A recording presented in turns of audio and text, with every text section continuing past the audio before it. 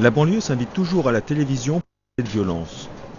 Pixel, une association de jeunes adultes des Tarterets, a souhaité donner de son quartier une vision positive.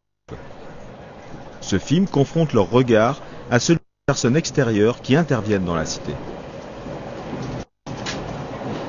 Ce qui m'a toujours frappé de la cité des Tarterets, c'est que cette cité était merveilleusement située. Ivry et Corbeil, dans une situation géographique plutôt excellente de par sa situation. Deuxièmement, sur le coteau de Seine, c'est ce qui lui donne une vue quand même assez exceptionnelle lorsque l'on habite dans les étages. Et enfin, à côté des zones de développement les plus importants de l'Essonne et notamment du Génopole. Tout le parc zoo, le zoo. C'est quoi le zoo? Voilà, le zoo, c'est nous. C'est notre zoo. Ça vient d'où? Ça vient du zoo. Ça vient de là, quoi. Non? Pourquoi le zoo? Le zoo, je sais pas moi, parc zoo. Il y a le zoo, même, et il y a les zones du zoo. Voilà. Donc il y a les Craps. Là-bas, il y a la rue de l'Amour. Là, il y a la 45. Là, la boulangerie. Ici, c'est le Stop. Ça fait 30 ans que ça existe. Même, moi, je travaillais beaucoup là-bas. Le Stop. Et après, voilà. Il y a le 3G aussi. Il y a la rue. Pas la rue de la mort, la rue. Ce qui est assez curieux, c'est que ça fait un ensemble de plus de 15 000 personnes. Et c'est un secteur dans lequel on ne passe pas par hasard. Je dirais alors que dans beaucoup de villes, il se trouve qu'on se perd un peu, puis on passe par hasard dans un quartier qu'on ne connaît pas, puis on lui trouve des qualités ou des défauts. Alors que là, il n'y a aucun hasard qui vous conduit à passer dans ce secteur.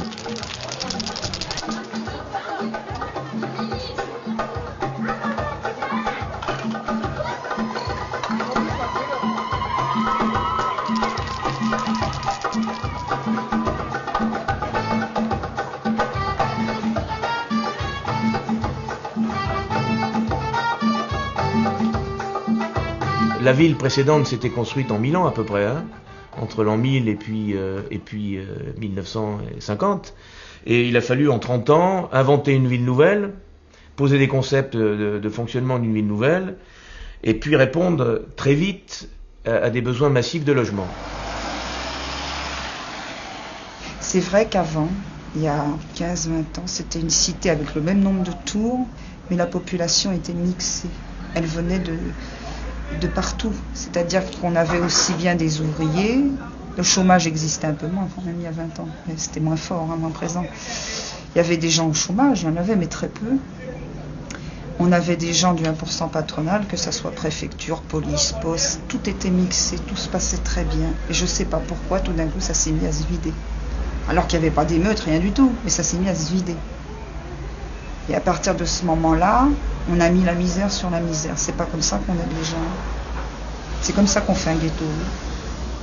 Mais dans le temps, moi je me souviens, il y avait des docteurs qui habitaient là, il y avait des commissaires de police, il y avait des flics, il y avait des pompiers qui habitaient. Pourquoi ils sont pas restés? Oh, mais ils ont laissé la place aux syndics maintenant. Ah, mais pourquoi ils sont pas restés? Qui les avant trucs. Comment ça s'appelle? Quand il y a une personne qui part des Tarterets, pourquoi tout de suite c'est un noir ou un arabe qu'on ramène tout de suite? Mais pourquoi ils mélangent pas? Lui, là, ils nous ont pas mélangé. Là, c'est simple, vous venez au Tarteret, il y a des noirs ou des arabes. Il n'y a rien d'autre. Pourquoi? C'est pas nous. Regardez maintenant, un appartement qui se vide directement, c'est un noir ou un arabe qu'on ramène de l'extérieur. Pourquoi on ramène pas un français? Les Français sont pas habitués à vivre dans des tours de béton là. Mais au début, ils vivaient bien ici.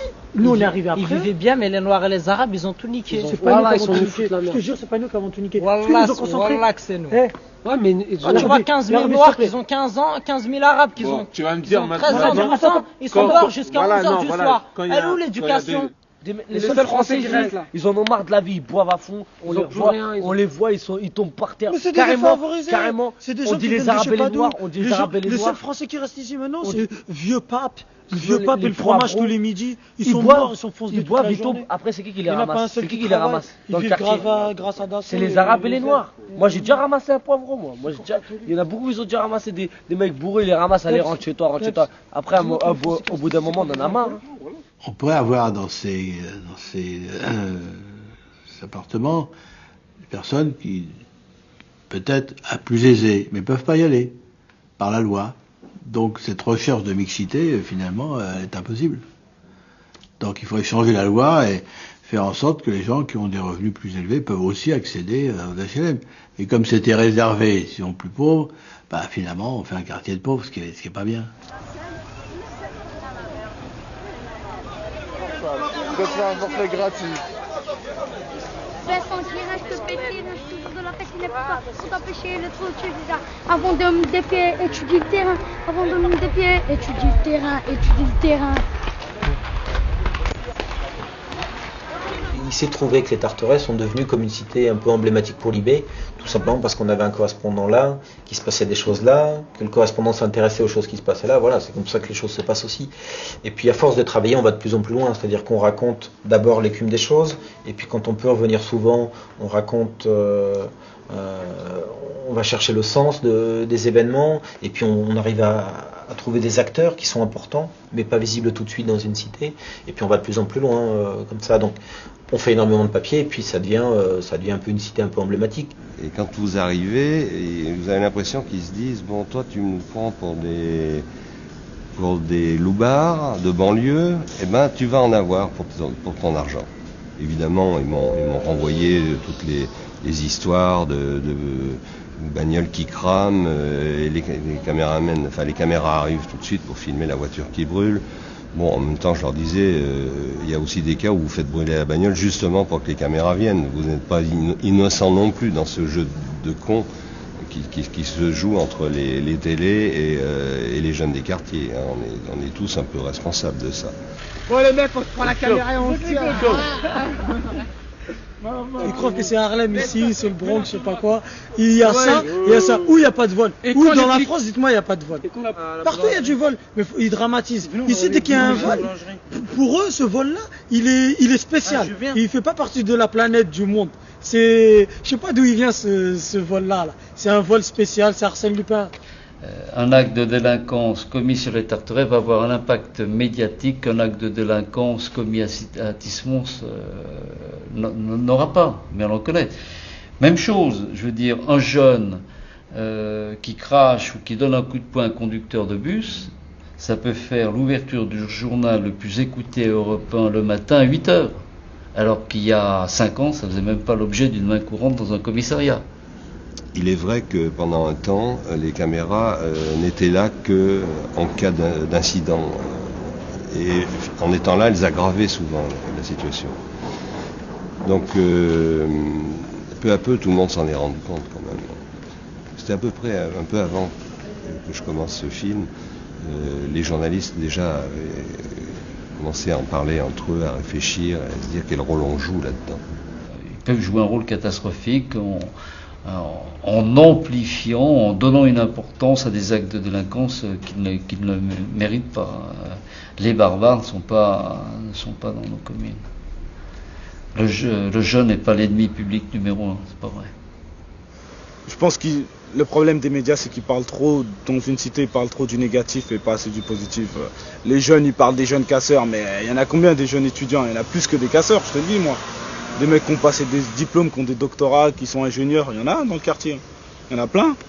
Il y en a plein. Aux Républicains, il y a des journalistes qui refusent de mettre les pieds en disant je ne pose pas ma voiture au Tarteret, je ne vais pas faire de reportage au Tarteret. Donc ça, je pense que je fais plus partie de ces... Enfin, j'en ai jamais fait partie de ces gens-là, mais je fais plus partie de ces journalistes qui ont peur de venir au Tarteret. Non, j'y vais sans crainte maintenant. Avant, je vous avoue, je garais pas ma voiture dans le quartier, je la garais sur le parking de McDo pour pas faire la provoque. On me dit je suis pas connue, donc il n'y a pas la peine que je fasse la provoque. Maintenant, je suis garée là, à 2 mètres. Donc comme quoi, ça évolue dans le bon sens, à mon avis aussi. Donc les journalistes très mal vus dans la cité, qui ont du mal à y travailler, et puis progressivement des adolescents qui, à force de voir venir des journalistes, prennent rapidement le nom de Tartezou, parce que c'est dans les eaux qu'on vient voir les animaux, et puis donc dans un premier temps énervés de ça, ils en ont même fait des t-shirts à un moment donné, et puis dans un deuxième temps ils ont compris quand même à la fois la diversité des journalistes, donc le fait qu'on peut trouver des journalistes qui s'intéressent vraiment à ce qui se passe dans la cité, et puis surtout l'intérêt de travailler avec des journalistes. Je crois qu'il y a pas mal de jeunes adultes de cette cité-là qui ont très bien compris ça.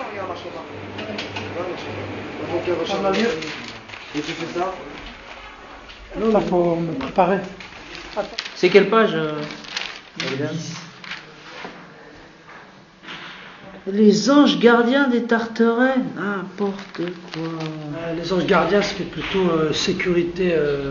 Non, c'est pas. Nous, on est plutôt assistance et prévention. Là, les anges gardiens, ça donne plutôt une image de sécurité, quoi, protection rapprochée, quoi. Les anges gardiens, c'est plutôt protection rapprochée. C'est les agents, c'est pas des anges. En plus, il y a deux choses sur la feuille de garde. Il y a deux choses qui vont pas, c'est sécurité, qu'on voit bien ici, là, sécurité. Qui justement on essaie d'enlever l'image de sécurité au sein du quartier. Et là en gros on voit sécurité. Donc les gens qui lisent ça ils disent vraiment c'est la sécurité. Alors que tout à l'heure sur le reportage on nous a dit qu'on n'était pas du tout de la sécurité. Et ça nuit à notre crédibilité. Non, l'article c'est ça, l'article c'est très bien. L'article c'est exactement. Non, c'est ça. C'est le titre qui colle pas avec leur métier, c'est pas des anges gardiens. Les médiateurs des Tarterets, par exemple, ça serait passé mieux. En plus, ça fait partie du. C'est dans les fiches de paie, c'est noté comme quoi c'est fonctions, quoi. C'est la fonction. Sur un quartier comme les Tarterets, nous avons mis en place des agents de tranquillité. Ce sont des gens qui ne sont pas sur le territoire de la police, et nous ne souhaitons pas qu'ils y aillent, mais ce sont des gens qui occupent l'espace et le temps, en dehors des heures d'ouverture régulières de l'unité de gestion ou des loges des gardiens, donc en gros entre 18h du soir et 8h du matin. Ils sont là, ils sont présents sur le quartier. Tous les soirs, ils font la petite ronde, ça c'est... j'ai appelé ça ronde parcours, juste pour voir un peu pour relever un peu la température du quartier, quoi. Si est-ce que c'est tendu, est-ce que c'est... Sécurité. Non, c'est pas se promener, non. Non, mais le profil d'un agent de médiation, c'est ça. Qu'il est souvent en déambulation. Souvent comme ça. Et c'est pour ça qu'il est muni de talkie-walkie, pour qu'en cas de problème, on puisse le joindre. Mais c'est ça, c'est son profil, c'est son travail, c'est les nouveaux métiers, c'est ça. Ils sont souvent à l'extérieur, ils marchent tranquillement, ils regardent, ils sont vus, ils voient et en même temps ils sont vus. Et c'est là où le réel travail commence. C'est un travail qui va se faire dans le temps. Le temps qu'ils prennent leur marque et que les jeunes les reconnaissent. Les jeunes, ça fait des années qu'ils parlent comme ça, ils savent même pas qu'ils dérangent les gens. Eh ben, faut y aller doucement, faut commencer à leur faire prendre conscience. Mais doucement, tous les soirs, un petit peu y aller. Sans leur dire non, faut arrêter, non, pas tout de suite. Mais doucement, discuter un peu avec eux. Non, il faut pas la police. Non. Voilà quoi, ils savent comment parler aux jeunes, c'est pas comme la police. Disons, mais la police pour guetter les jeunes, ça va être la merde. La prévention. C'est comme, disons, les jeunes. Tu fais quoi, fais de l'œil? Comment tu parles, toi? Tu connais ta mère ou quoi? Vas-y, va jouer ailleurs. Et ils font quoi alors? Ils font la sécurité, ils préviennent les jeunes de ne pas faire de conneries. Mais comme ils les connaissent bien, comme il y en a, tu sais, c'est leur grand frère ou là. Voilà quoi, ils savent parler avec eux. Mais on va mettre les policiers ou je sais pas quoi, ils vont pas s'entendre. Hein. Voilà, nous sommes le 14 juillet. Je travaille. La caméra et les témoins pourront témoigner, n'est-ce pas? Donc voilà, c'est le 14 juillet, je travaille pour un tournoi de foot qui va se passer demain soir à Tchadnar. C'est au profit d'une petite fille qui doit se repérer. L'opération coûte 14 000 francs et ben on fait ce tournoi pour ça. Ça se passe bien pour l'instant, tranquille. Ça commence à arriver, il fait beau. On a eu quelques difficultés pour avoir le matériel et le terrain, mais bon, un coup de speed et ça s'est fait quand même.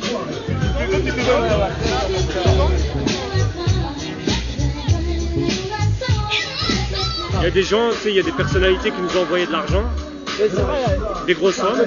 Il y en a d'autres, des petits enfants, ils ont mis aussi la main à la pâte. Alors j'ai eu un mot, mais il m'a donné 5 francs. T'arbitres, j'ai des chronos et des sifflets. Non, sérieux, il faut un arbitre. J'arbitre pas. Il y a eu la vente des merguez et aussi au profit de la boutique. Ouais, il y a la vente des merguez, toute la sandwicherie, les boissons et les sandwichs. Tous les bénéfices, ils seront reversés pour la famille.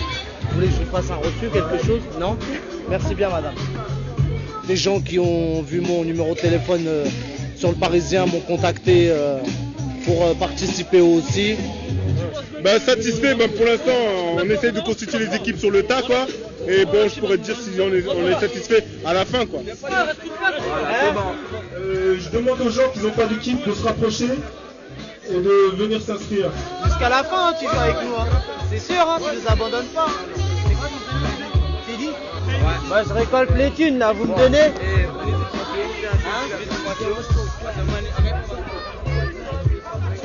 Il y en a 2 qui passent dans chaque poule. Regarde le schéma qu'on va faire. Viens. Pareil que le mini-pouce, là, l'équipe de Tarek, là. Contre les grosses tâches. Sur le terrain, tout de suite, s'il vous plaît, 1 fois 8 minutes. Pour le prochain match, c'est l'association des Comoriens contre les Craps. Oulala, Fatou qui partit en dribble. Il n'a pas ça, son frère Papi, la famille Diego Raga, bien sûr. Ina qui déborde son frère, Ina qui va centrer. Nous, on est très solidaires de ce qui se passe, j'allais dire, du malheur des gens, quoi. Et s'il y a des gens qui sont, j'allais dire, autour de nous, qui ont des malheurs, on les aidera, on les soutiendra, quoi, comme on pourra, quoi. Aussi bien financièrement que moralement. Je pense que c'est notre but à tous, quoi. Le but dans tout ça, c'est de changer, j'allais dire, notre quartier, notre ville, pour que les gens ils s'y sentent bien. Que bon, j'allais dire, il y a beaucoup de gens ici, la plupart c'est des cas sociaux. Ils ont beaucoup de problèmes et il y a les enfants aussi qui ont beaucoup de problèmes avec la justice, avec l'école, certains avec le travail, d'autres ils travaillent pas. Il y a énormément de gens qui ont des problèmes ici et nous on veut les aider on veut mettre un système en place pour les aider justement à affronter les problèmes de la vie quotidienne. Vas-y, viens.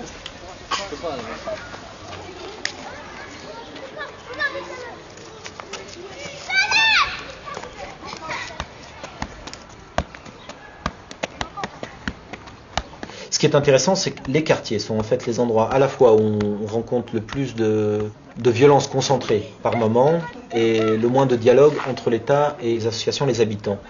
Et en même temps, c'est peut-être l'endroit où les habitants revendiquent le plus le droit à participer à l'action publique, à avoir un regard sur ce que les services publics font dans ce quartier précis-là. Les Tarterets sont beaucoup plus exigeants que la plupart des autres quartiers de Corbeil-Essonnes. Et l'État, dans ces endroits-là, pris entre ces revendications des habitants et puis la violence urbaine, finit par s'adapter et puis accepter le dialogue. Alors aujourd'hui, c'est un comité technique qui se réunit habituellement au logement français et auquel nous ne sommes jamais conviés.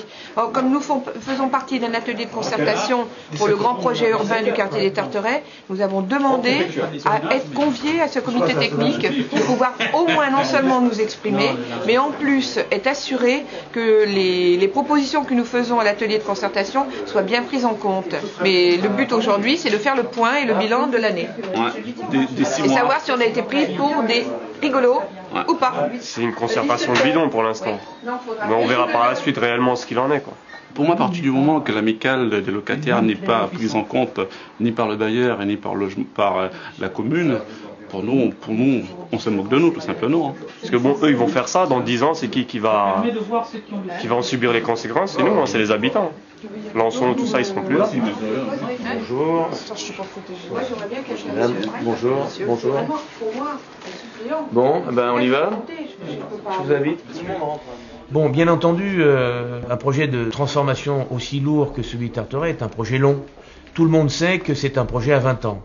En même temps, il faut commencer à écrire quelque chose maintenant. Ce qui est important aujourd'hui, c'est de prendre place dans une dynamique de projet, de dire, bon, aujourd'hui, en fonction de l'état des lieux, les constats que nous avons pu faire, les causes des dysfonctionnements que nous avons pu analyser, voilà les préconisations que nous sommes amenés à faire aujourd'hui, en 1999. Voilà ce que pourrait être une préfiguration de projet urbain des 20 ans qui viennent. Voilà ce que pourraient être les coûts et voilà ce que pourrait être le calendarage de ce projet. Immédiatement, on peut avoir une action sur l'espace public, ça fait 2 ans. Réhabilitation des logements, 5 ans. Transformation plus radicale, 15 ans. Ouais. Si tout va bien, c'est-à-dire si la volonté est claire et que tout le monde joue un peu dans le même sens. Elle me paraît positive, cette réunion. Elle a été chaude, elle a été sportive, elle a commencé de façon assez virulente. Je pense que c'était très positif de se dire les choses franchement. Je pense qu'on pourra mieux avancer par la suite. Si on obtient satisfaction en participant au groupe technique, ce serait une bonne chose, et surtout de travailler en parallèle avec eux et qu'ils reconnaissent notre pouvoir et surtout notre présence sur le quartier. Le bailleur n'est pas à l'aise parce qu'il est en face de situations inédites avec une émergence dans le quartier des Tarterets de prise de conscience et de position beaucoup plus exigeante qu'autrefois. Et il est normal que les institutions soient un petit peu en retard sur la vie. C'est toujours assez compliqué quand même la concertation. Mais je pense que du côté des associations, il y a aujourd'hui une volonté de coopérer avec la ville, avec Logement Français, sur des choses très concrètes qui permettront de régler des problèmes de vie quotidienne, des problèmes de cadre de vie par exemple. Bon, nous on va les bosser les gars. Souvenir. On va vérifier tout ce qui est technique dans les immeubles, s'il y a quelque chose qui ne fonctionne pas correctement, et ben on va le déclarer quoi. Moi je suis là, je suis témoin, la nuit ils bossent. Ils tournent dans les bâtiments, ils font les étages à pied, ils descendent, ils tournent dans tous les Tarterets. Ils regardent ce qui se passe, tu vois, quand il y a les ambulances, ils viennent et tout, ils assistent. Les pompiers, tout ça, ils assistent. Avant, les pompiers, tu as vu, avant ils avaient peur, maintenant ils sont plus en sécurité. Pas de lumière par exemple au rez-de-chaussée, il n'y a pas de code, donc c'est un petit peu... Mais bon, apparemment il ne marche pas. Donc, tu viens mettre moi je pense qu'il c'est de sa qualité qui reste bleu. Tu vois par exemple là, en regardant la trappe pour les brancards là, tu vois des ordures donc ça se camoufle derrière, donc tu peux même pas l'ouvrir parce qu'il y en a tellement derrière, tu vois ce que je veux dire? Là par exemple là c'est trop quoi. Pourtant c'est un immeuble qui est quand même propre, hein, considéré propre. Toi tu vas allumer les lumières. 2 sacs ouverts de escalier du 16e.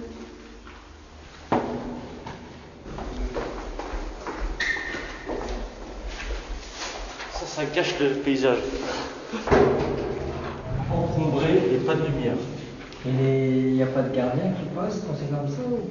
Mais des fois ça a été nettoyé et dans l'après-midi, en fin de compte c'est des ordures quotidiennes.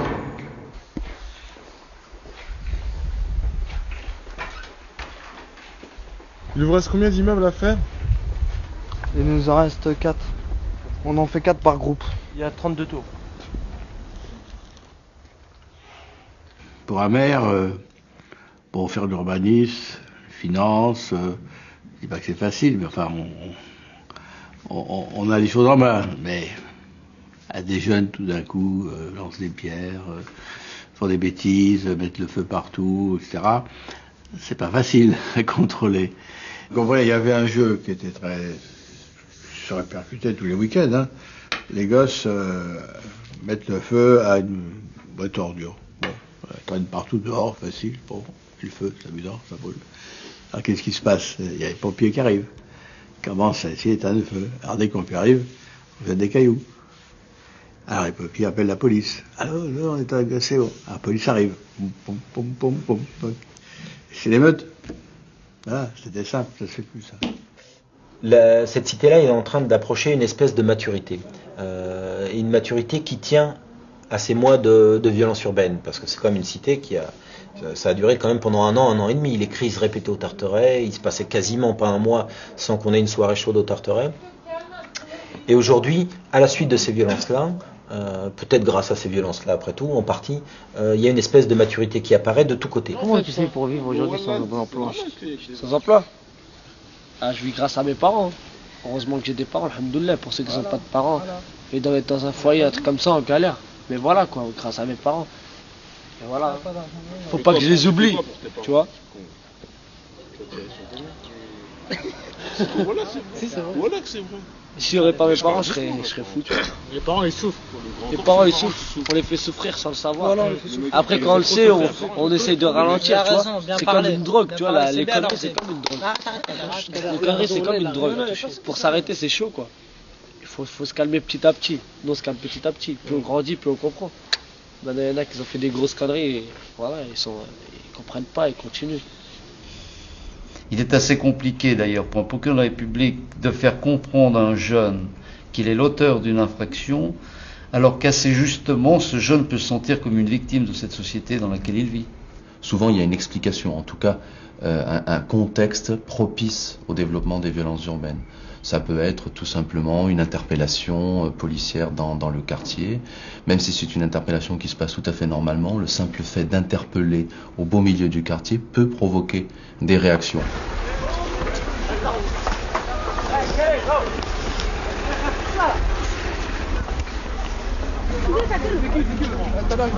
Allez-y doucement, doucement. Vas-y, file.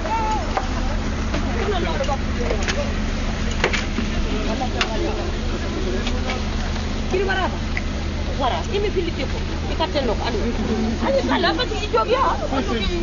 m'a frappé. Bah non, d'abord lui là, après moi. Qu'est-ce qui s'est passé? Il l'a frappé, il l'a frappé. Qu'est-ce qui s'est passé? Mets tout ça là. Il m'a frappé. Qui t'a frappé? C'est lui là, juste là. Hey, le petit, dégagez là. Yanis, pourquoi? Il m'a frappé. Avec quoi? Avec quoi? Avec son arme là. Mais les Tarterets, c'est un quartier très calme, mais je veux dire, ça dépend des interventions qu'il y a, quoi. Je veux dire, est-ce que les interventions policières sont adaptées, par exemple, au délit? Comme là, est-ce qu'il fallait tout ce cinéma pour arrêter deux gamins de 15-16 ans? Alors que, bon, j'allais dire, le véhicule n'était pas volé. Je pense pas qu'il fallait les poursuivre comme ça dans le quartier aux heures de pointe. Un enfant qui traverse, des jeunes dans une voiture, ils auraient pu écraser n'importe qui. Les gendarmes, ils ont été aussi inconscients là-dessus, quoi. Il faut bien que... Bien sûr, moi je dis bien que justice soit faite, mais j'allais te dire, est-ce que c'est de cette manière qu'il fallait intervenir, quoi? On n'est pas aux États-Unis, hein. Il y a eu pas mal de problèmes entre policiers et jeunes. Lors des gardes à vue ou des interpellations qui ne se sont jamais bien déroulées. Donc il faut vraiment qu'à ce niveau-là, ça passe, quoi. Qu'ils arrivent à digérer. Une fois qu'ils auront digéré, une fois que la police sera un peu plus apaisée, là je pense que ça ira mieux. Le vol de voitures, le vol à la roulotte, ce qu'on a à savoir dans les véhicules, c'est la dégradation des biens privés, des biens publics, des abribus. Ça, c'est ce qui touche le citoyen au jour le jour le plus. C'est la délinquance dite de voie publique aussi. Bon, ça, cette délinquance-là est assez conséquente sur ce quartier. Là, on les voit moins, mais il y a des périodes, c'est vrai qu'ils arrivent à 50 CRS, 60 CRS. Il y a une insécurité quelque part. La maman qui sort de son bâtiment, qui va par exemple vouloir aller acheter une baguette, elle va voir 50 CRS d'un côté et les jeunes automatiquement ils se regroupent d'un autre côté et ça fait de l'insécurité. Donc essayer que toute cette image-là parte, quoi. Celle-là c'est bon, celle-là donne-la au-dessus. Là. Ici, d'accord, là. Celle-là elle sert à rien, celle-là derrière les fesses. Ce qui m'a amené à créer le Raid Aventure, c'est une nécessité de renouveler l'animation des quartiers, ça c'était important, et d'associer au travers de ces animations sportives l'institution et la police en particulier, parce que je suis fonctionnaire de police et il est vrai que les relations entre jeunes et police actuellement sont très tendues et je crois qu'en travaillant dans ce sens, les jeunes apprennent à mieux connaître les policiers et les policiers qui travaillent avec nous apprennent à mieux connaître les jeunes. Sur Corbeil-les-Tarterets, c'est pour les petits, c'est-à-dire les 8-11 ans, les 12-15 ans, c'est près de 400 jeunes et 400 enfants qui ne partent pas pour la plupart en vacances, qui vont profiter de ces journées d'animation. Et dans notre structure, nous avons 11 emplois jeunes, 3 CDD qui travaillent à plein temps sur ce dispositif, qui permettent aux jeunes, les mercredis, les samedis, les dimanches, les vacances, de pouvoir s'activer autour de disciplines de sport nature.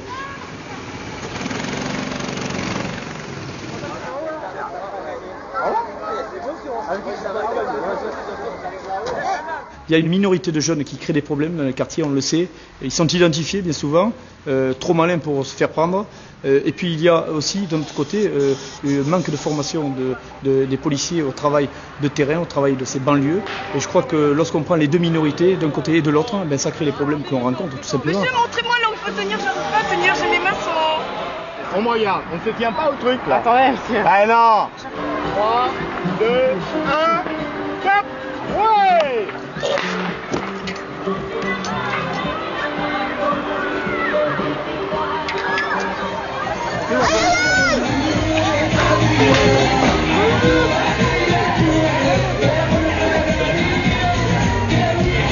Ah ouais, des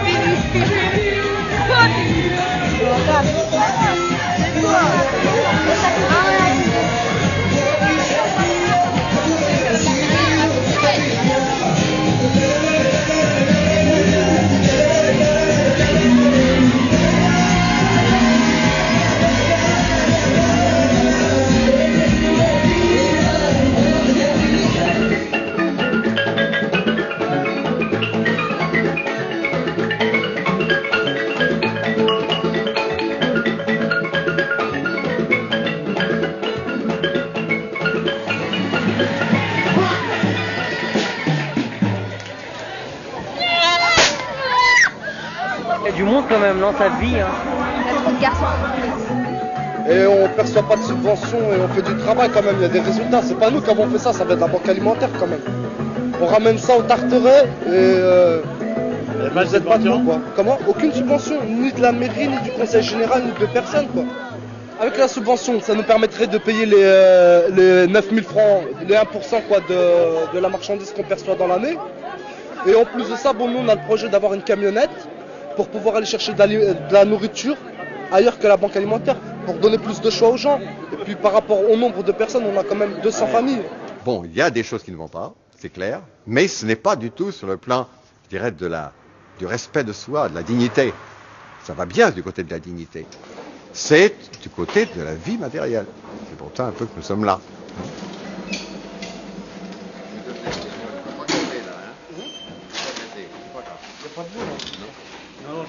Ben, on vient une fois par semaine. On prend de la nourriture pour exactement 1000 colis. On doit payer 1% de la globalité annuelle.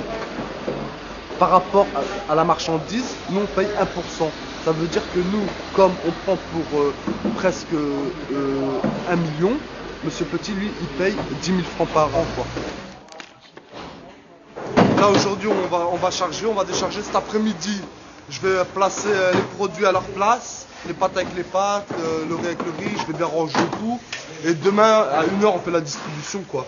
Et la distribution, on la fait par rapport au nombre de personnes, par rapport aux religions, par rapport s'ils mangent de la matière grasse animale, s'ils mangent du cochon, c'est du pain de campagne. Moi, je trouve pas ça normal que plus on approche de l'an 2000 et plus il y a des gens qui trouvent le moyen d'avoir faim. Dans notre époque, c'est pas normal, quoi. C'est pas logique.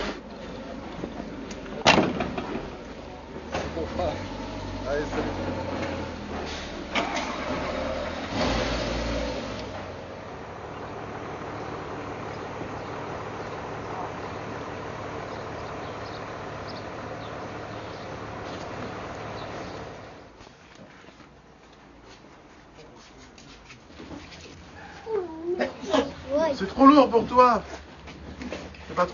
Moi, ce qui me désole, c'est que le gouvernement donne des finances pour du genre améliorer la qualité de vie dans le quartier et tout, mais on voit rien du tout.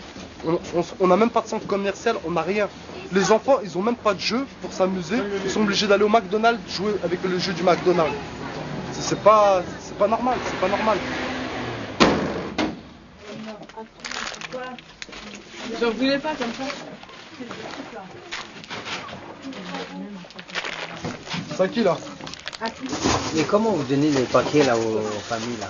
Bah des fois ils sont 17, bah, on essaie de donner pour 17, tout en essayant de jongler, bon quand il n'y a pas trop de marchandises comme par exemple le lait, comme on en a très peu, bah, on en donne une par famille, même s'ils sont 17, on est obligé de partager, on va dire plus ou moins quoi. Voilà.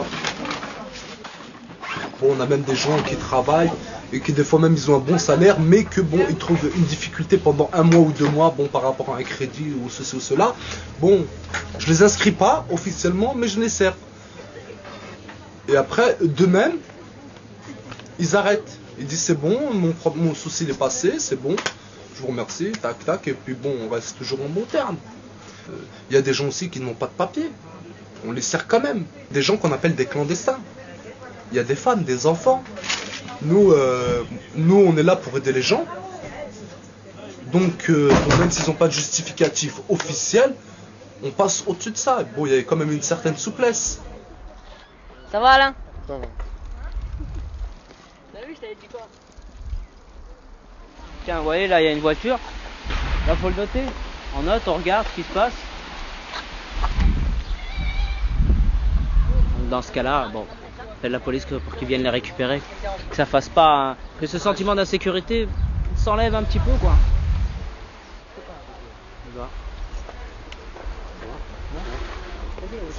Ça va? Bien. Ça fait longtemps qu'elle est là, la voiture? Trop longtemps, on l'a déjà signalé plusieurs fois, elle est toujours pas partie. C'est à quelqu'un ou bien c'était une voiture volée qui est restée là? Non, je crois que c'était à quelqu'un. Ah, c'était à quelqu'un, il l'a laissé? C'était à quelqu'un, ouais. Ah ouais, il a pris ce qu'il fallait dessus et puis il l'a laissé, quoi. Ouais, sûrement, ouais. On va appeler SOS, c'est pas... On va pas appeler la police.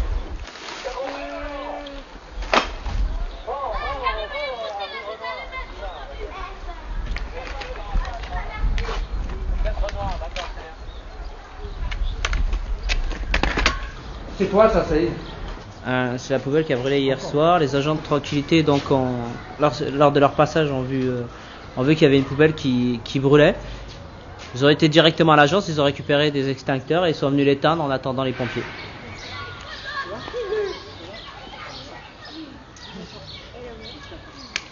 Donc maintenant l'équipe tourne depuis une dizaine de jours. Le projet a été conçu un petit peu en chambre. Maintenant il est opérationnel. Donc au cours de l'été, au fil de l'eau, en juillet-août, les choses vont être amenées un petit peu à être recalées. Ce que nous souhaitons, c'est travailler avec vous. Le comment reste à définir ensemble à partir de la rentrée. Aujourd'hui, on n'a pas le comment. Donc la parole est à vous. Ce sont des jeunes du quartier, je pense que ça va être très difficile aussi pour eux, déjà de se faire admettre en qualité d'agent de sécurité par leurs propres copains, par leur propre quartier. Il faut déjà qu'ils puissent se faire s'imposer. Il faut déjà qu'ils réussissent ça, ces jeunes, à s'imposer en tant qu'agent de tranquillité. Et puis après, je pense que ça roulera. Aujourd'hui, on a un interlocuteur local, même si il y a sûrement des avancées encore à faire et des améliorations à apporter au système. Mais on a un interlocuteur quartier qui est en train de se construire.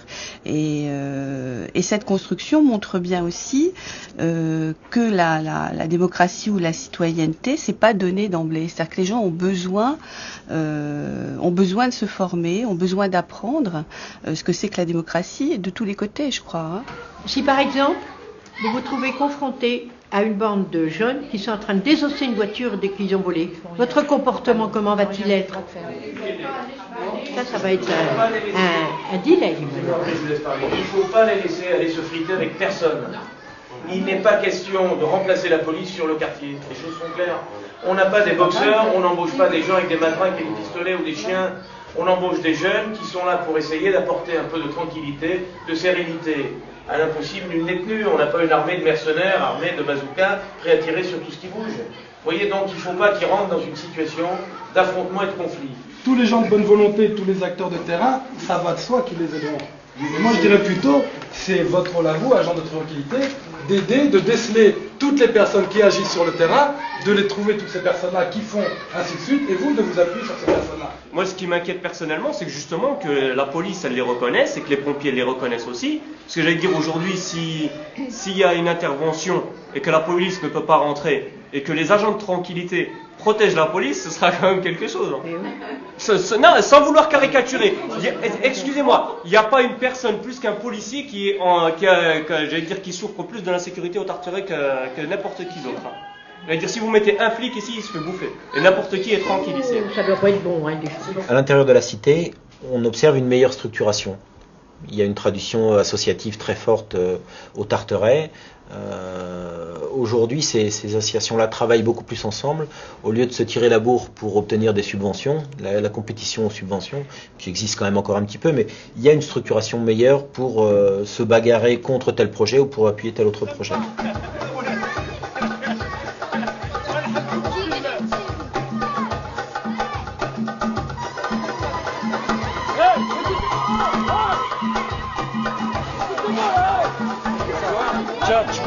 On veut que notre quartier soit propre. On va prendre un sac de poubelle, on va prendre un gant, et après on va ramasser tout ce qui est dans la rue et on gagne des hasanettes et c'est bien ça. À travers cette journée, on essaie de sensibiliser les gens du quartier, les habitants, justement pour leur faire comprendre qu'il faudrait qu'ils arrêtent un peu de jeter un peu n'importe quoi par terre. Donc dans un premier temps ça. Il y a aussi le fait qu'on veut aussi attirer l'attention des autorités compétentes, comme le logement français, la mairie. Qu'est-ce qui se passe là? On est venu pour ramasser les papiers, qualité. Et pourquoi c'est nous on ramasse?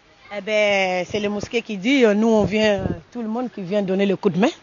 Mais pourquoi la ville ne ramasse pas? C'est pas normal qu'il ne fait pas ça.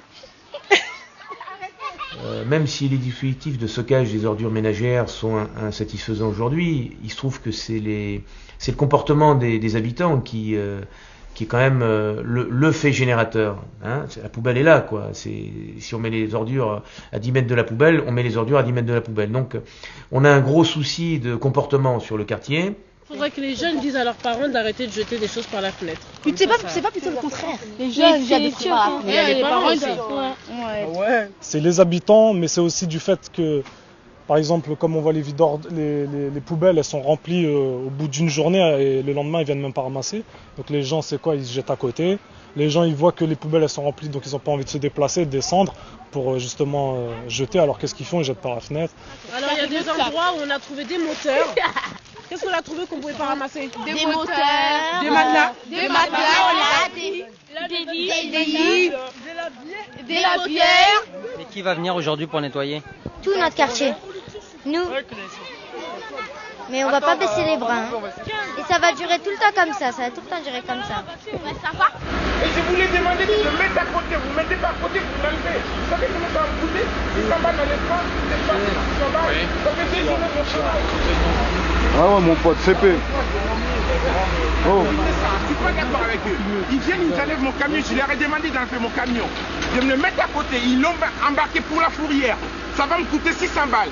Le monsieur, il demande des explications. L'autre, il est là avec son talkie-walkie, il répond pas. Donc c'est pas normal. Donc c'est des choses qu'il faut filmer. Et il n'y a pas de je me filme. En plus, la caméra de Pixel, elle est là pour filmer la vie du quartier. Maintenant, les îlotiers, où ils font partie de la vie du quartier, ils se laissent filmer. S'ils font pas partie de la vie du quartier, qu'ils se disent pas îlotiers, qu'ils n'essayent pas de venir soi-disant discuter avec les jeunes ou à la fête de quartier ou quoi que ce soit. Donc on arrête de nous prendre pour des cons, c'est tout. C'est vous le responsable là. Monsieur, c'est vous le responsable pour donner des explications, monsieur. Ah ouais, c'est votre travail, vous faites des repas. Vous n'êtes pas là pour être explicatif, ça fait une heure, je rencontre un week-end Ramadan.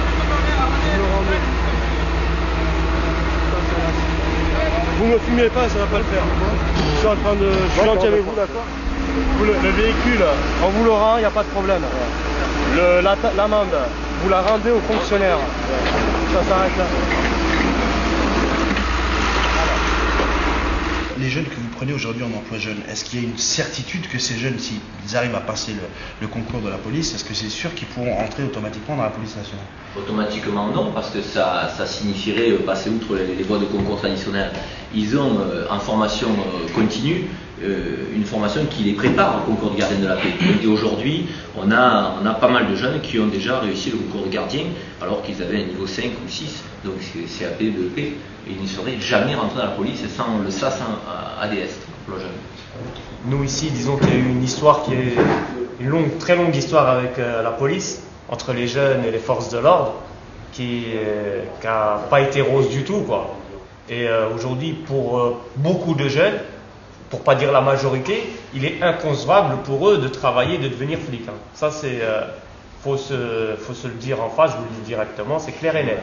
Quand on dit on ouvre les portes de la police et que vous me répondez mais les jeunes ils veulent pas être candidats parce que la police ne changera jamais si on réagit comme ça de notre côté. Il faut aussi qu'on se dise les choses clairement. Je veux dire, la police, tout n'est pas parfait du côté des quartiers, mais si les uns ne font pas un pas vers l'autre clairement, je veux dire de manière franche, ça ne changera jamais. Bonjour. Bonjour. Tu vas où là? Je vais travailler. Tu travailles où ça? À la poste. Tu fais quoi à la poste? Je suis agent d'accueil. C'est-à-dire? C'est-à-dire, je suis là pour aider, conseiller, orienter les gens, surtout vers la LISA. Alors la LISA, c'est ça. Ouais.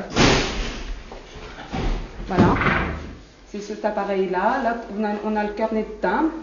Là, ça permet d'obtenir des timbres à l'unité. Voilà. En règle générale, il y a un emploi jeune sur les bureaux, agences ou annexes dans les US. C'est-à-dire qu'on essaye toujours de faciliter les liens qu'il y a entre les personnes qui habitent dans les US, qui n'ont pas forcément les aisances de langage, la facilité de reconnaître l'écrit, c'est-à-dire une lecture française. Et donc on aide ces personnes le mieux possible par l'intégration d'emplois jeunes. Des fois, j'ai des problèmes un peu plus personnels, c'est-à-dire des gens qui ne savent pas écrire, qui me connaissent. Ils aimeraient que je leur fasse des lettres pour trouver un emploi, etc. C'est ma fonction ici, pas en dehors. Mais bon, ça se refuse pas. Ça se refuse pas. Huissier de justice. Je peux pas le retirer. Non, tu peux pas le retirer. Ah purée. Non, en fait, j'ai pas pu retirer mon courrier. Par contre, le test, qui est très charmant et très gentil, m'a donné une solution pour pouvoir essayer de récupérer le courrier, qui est très important puisque c'est les huissiers de justice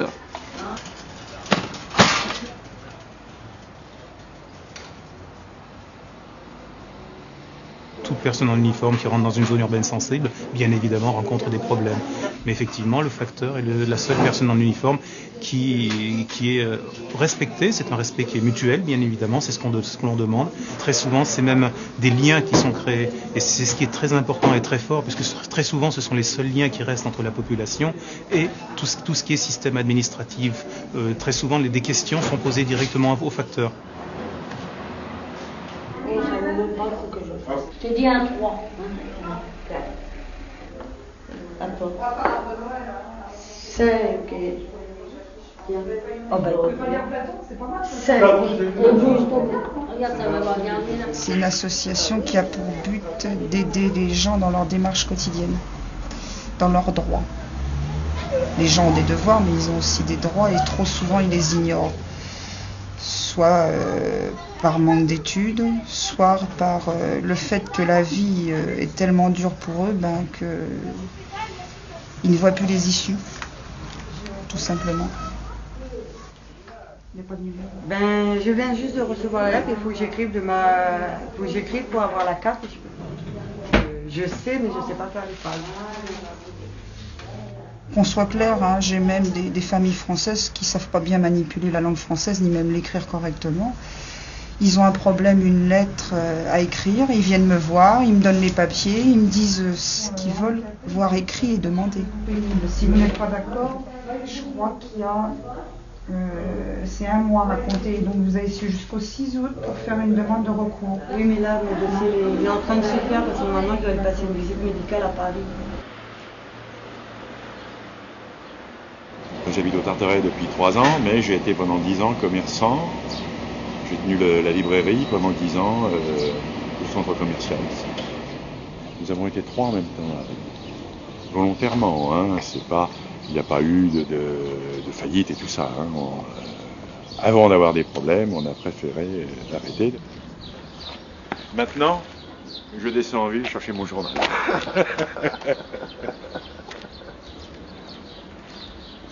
Si la reprise continue en France, se fait sentir partout, est spectaculaire en Essonne, mais ne se traduit pas de façon aussi forte au Tartaret, à la Grande Borne, à Damary, Lélis, à Chanteloup-les-Vignes, etc., là ça va être compliqué parce qu'on va avoir un renforcement des ghettos dans les années qui viennent, on va avoir ce qu'on appelle le chômage résiduel quand on parle de plein emploi, qui va venir se concentrer dans des cités qui seront encore plus des ghettos, qui seront encore plus des ghettos ethniques. Et là, ça va être très compliqué à gérer. Il y a une tentation vraiment dans la société, d'une partie, plus seulement de la droite, également de la gauche, dans la société française, de refermer les portes autour de ces ghettos-là et d'avoir une réponse sécuritaire. On a été une boîte d'intérim. On a été une boîte d'intérim. Ils nous ont dit, vous habitez où? On a dit Corbeil. Où c'est à Corbeil? 45 rue Gustave Courbet. Non mais les Tarterets. Fin. Tu n'importe. Tu te rappelles pas? Non, je me rappelle pas. Il sait pas parler ça, vous rigolez, vous continuez à le chauffer. Non mais c'est vrai ce qu'il dit. Voilà il est con, voilà il est bête. Ça fait d'après toi. Ça fait rire, ça fait rire. Elle a table d'intérim, elle a dit t'habites où? Elle a dit 45 rue Gustave Courbet, elle a dit mais où? Il a dit vous voyez il t'aime. Il est pas la honte, tu dis Tarteret. Fin. La plupart sont beurre ou black, c'est vous-même, hein, il y a énormément de black et de beurre. Donc 1, ils s'habitent au Tarteret, 2, ils sont black et beurre, 3, vous savez aussi bien que moi, ça aide pas beaucoup. Je suis désolé mais c'est la vérité. L'épaisseur c'est 3 et le cercle il fait 10. La tôle c'est que ça? Ouais. Et le tube 30 par 20 c'est du 30, par l'épaisseur c'est 20, c'est tout. Ok, d'accord. Bon, bah, ok. Et il en faut, c'est 5 mètres sur 1 mètre 20, il en faut 2 comme ça. Et là, les verrous et tôle. Bah, moi, je te fais. D'accord, merci. Bon, à tout à l'heure. On n'est pas une structure associative ou une entreprise d'insertion. Nous, on est une SARL en banlieue du Fort. Maintenant, c'est la spécificité d'Euroservice, c'est que les gens d'Euroservice ont décidé de donner du travail aux personnes qui ont le plus besoin et en priorité des personnes du quartier. C'est un handicap pour une entreprise privée de vouloir faire du social, parce que pour pouvoir apporter de la qualité, de la rapidité et des prix compétitifs, je suis désolé, mais vous ne commencez pas avec des salariés qui sont à caractère d'insertion. Vous commencez avec des OHQ, des employés qualifiés. Donc nous, on a fait le choix de prendre des personnes à caractère social, qui ont besoin justement de travailler, ainsi de suite, dont nous croyons beaucoup. Après, c'est à nous de les former et d'embaucher en parallèle des OHQ qui les forment et on fait des équipes et c'est beaucoup plus dur, quoi. C'est sûr que s'il y a une reprise de l'emploi, ça ira mieux. Mais une fois qu'on a dit ça, l'urbaniste ne peut absolument rien sur les conditions générales de l'économie française. Alors qu'il peut dire, voilà, là on fait une petite cour collective avec un ensemble de box pour les garages, et on sait bien que dans les box pour les garages, les gens peuvent bricoler, réparer des meubles, enfin se faire un peu de fric en faisant ce qu'ils savent faire. Ça c'est bon.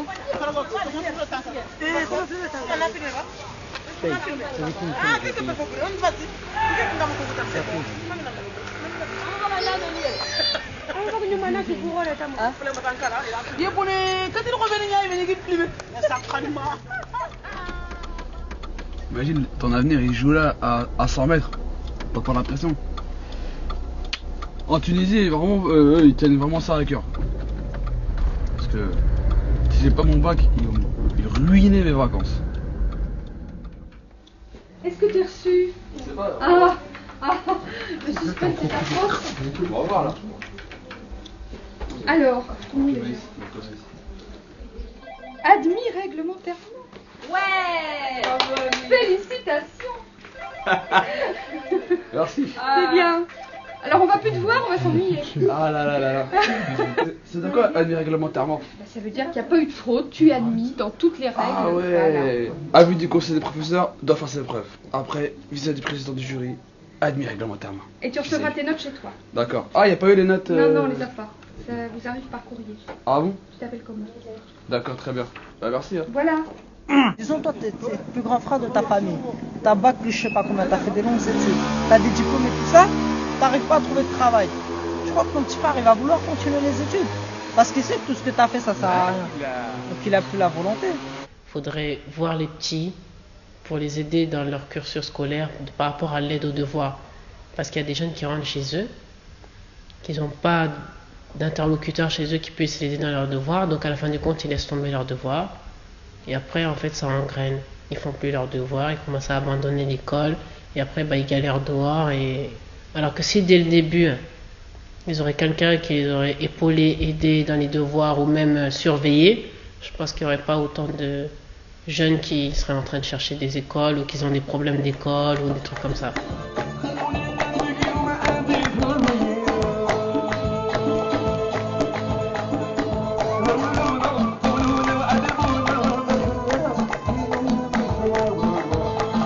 On est né en France, on grandit en France et qu'on ne contrôle pas la langue française, un minimum, on ne peut pas s'en sortir pour changer de travail, demander un service ou se rendre dans un magasin, discuter avec les gens, il n'y aura pas d'échange.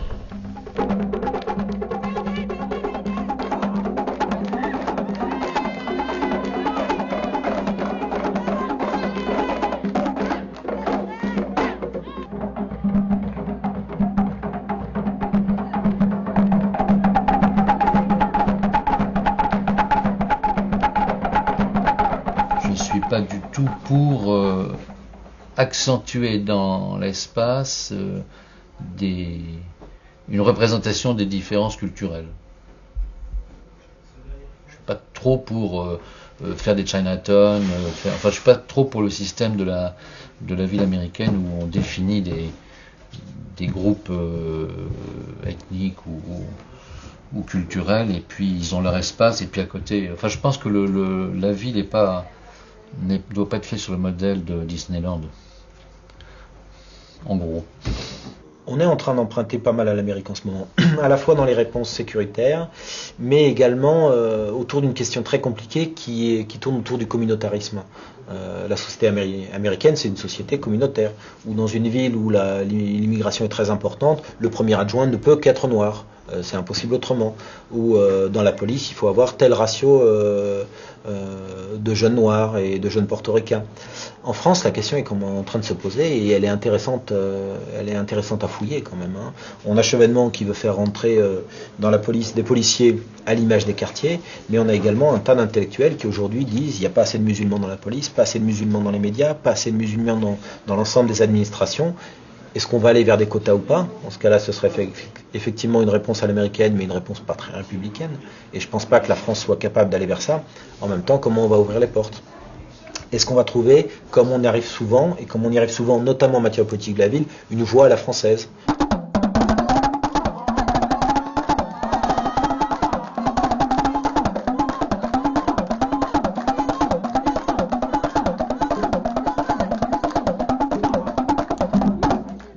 Quand on va dans notre pays, on n'est pas considéré comme des gens de notre bled. Et quand on est en France, on a toujours l'image, tu fais partie de l'immigration, quoi. Les gens nous portent sur notre peau. Je ne pourrais pas dire que je suis complètement intégré.